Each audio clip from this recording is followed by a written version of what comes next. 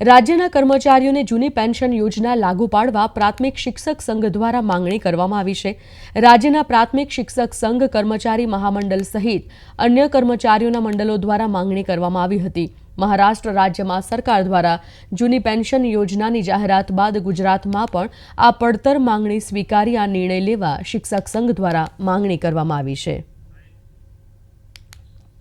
જ્યાં જ્યાં જૂની પેન્શન લાગુ કરવામાં આવેલી છે, સરકારને અમારી વિનંતી છે, માંગણી છે કે સરકાર લાખો કર્મચારીના હિતમાં જ્યારે એક નિવૃત્ત થયેલો કર્મચારી 1500-2000માં એનું ગુજરાન કે એમને સામાન્ય જીવન પણ ના જીવી શકે, એટલે સમગ્ર દેશના કર્મચારીની માંગણી છે। એ જ રીતે ગુજરાતના કર્મચારીની માંગણી છે।